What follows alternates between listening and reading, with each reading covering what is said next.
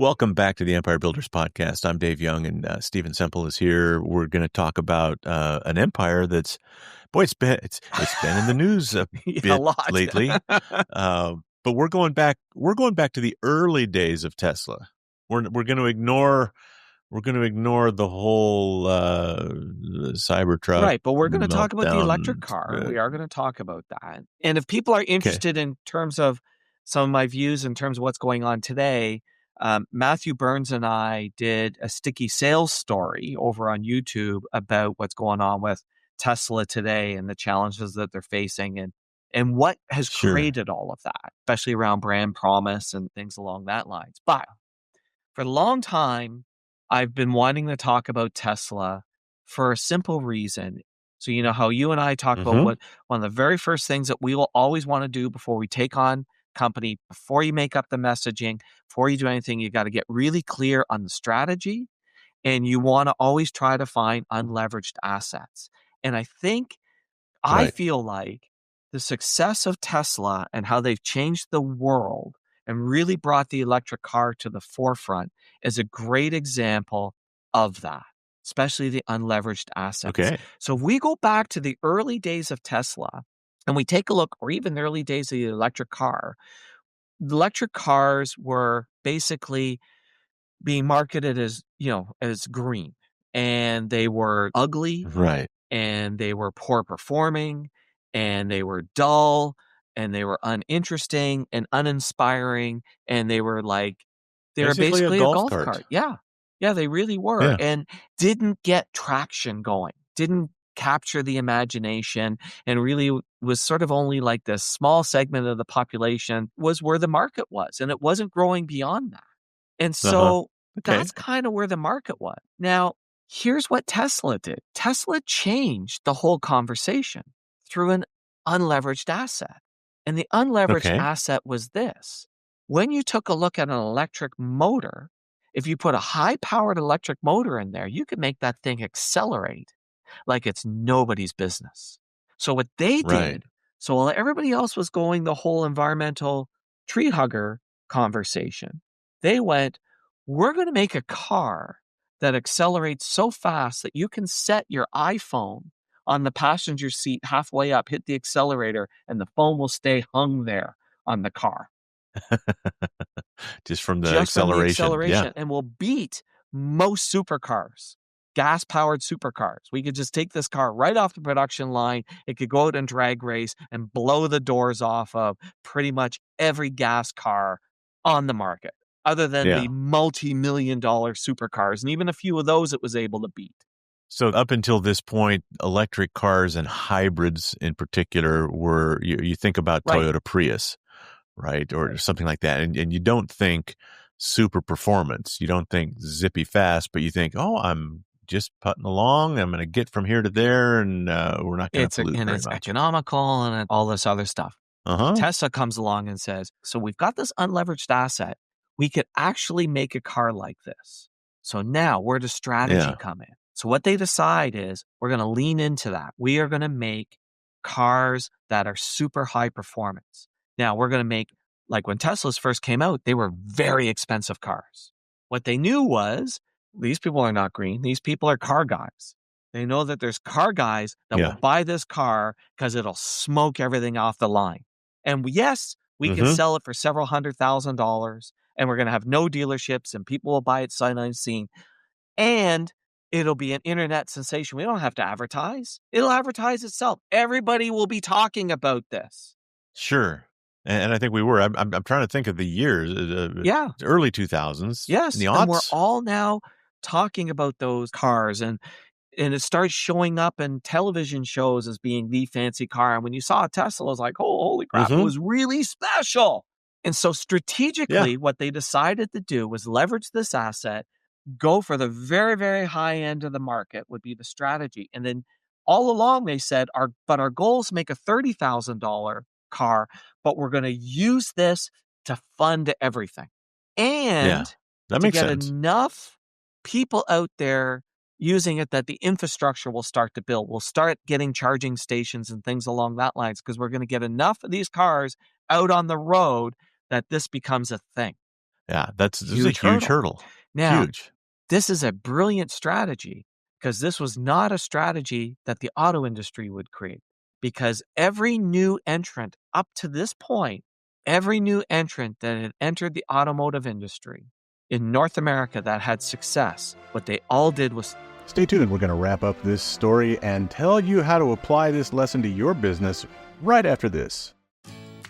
Hey, Rick, I'm glad we got out again. Yeah. What's going on? My digital advertising's got more expensive, and it doesn't seem to be working as well. I see. Nice drive, by the way. So? I don't know how I'm going to keep growing. I feel like I'm going sideways, flattening out. Oh. Yeah. Did you speak to Steven? You mean this podcast host? Yep. Not yet. Do you like going sideways? No. I want to be growing. Well? Starter session. Yep. 5 iron? Sure. Oh, and you can book your free starter session on this podcast website. Your turn, Dave. Let's pick up our story where we left off, and trust me, you haven't missed a thing. Every new entrant that had entered the automotive industry in North America that had success, what they all did was start at the bottom end and work their way up. Start with a little economical, tiny model that be fit in a shipping container. Remember what their early Honda Civics were like? Right? Oh, gosh. You would start there, cheap car, not particularly well made, but dirt cheap, and then slowly improve it and move your way up to the stage where they would move up so much that they would actually create another brand.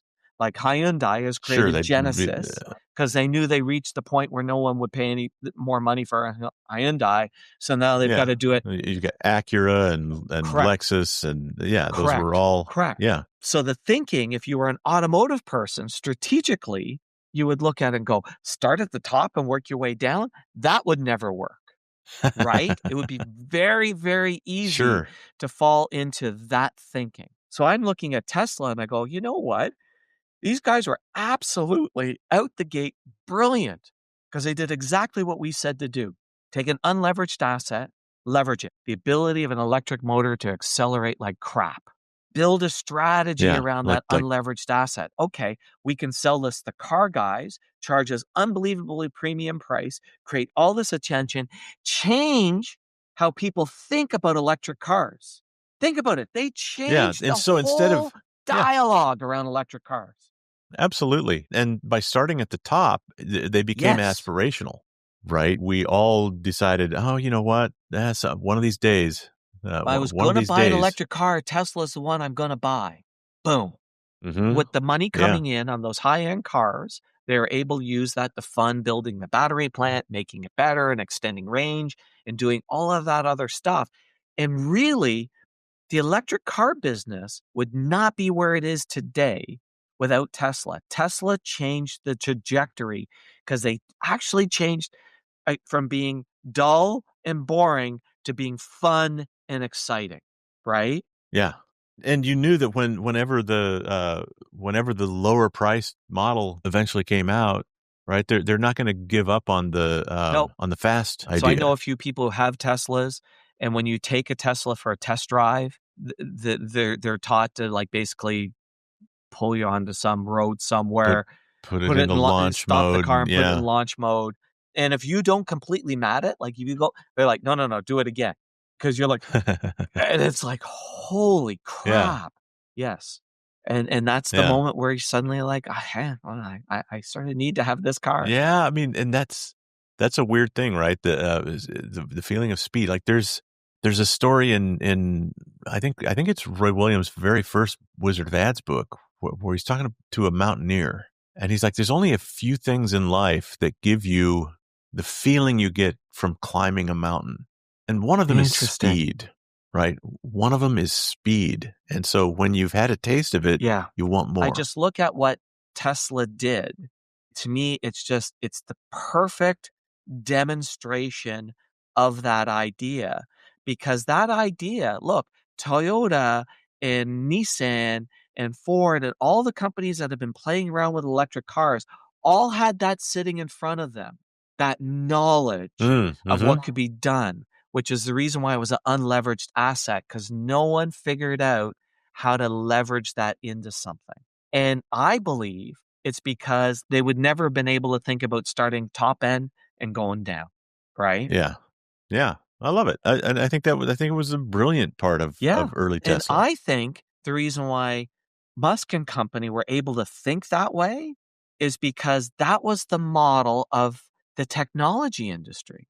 The model in the technology industry was build a $5,000 plasma screen and then go down. Build a $10,000 computer and go down, right?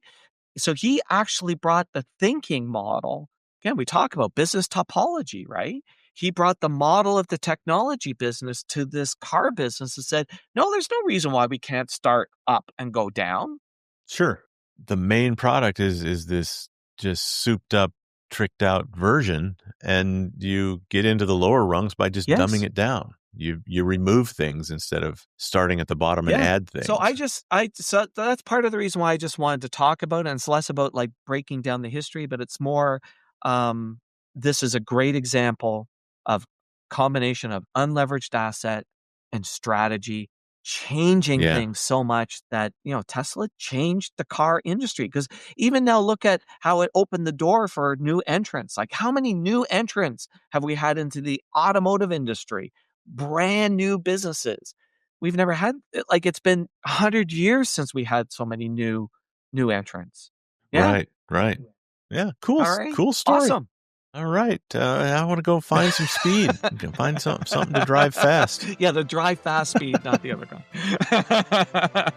Yeah. That's don't eat that. Just have a cup of coffee. All right. Thanks for bringing this David. one, Stephen. Thanks for listening to the podcast. Please share us, subscribe on your favorite podcast app, and leave us a big, fat, juicy 5-star rating and review at Apple Podcasts. And if you'd like to schedule your own 90-minute empire building session, you can do it at empirebuildingprogram.com.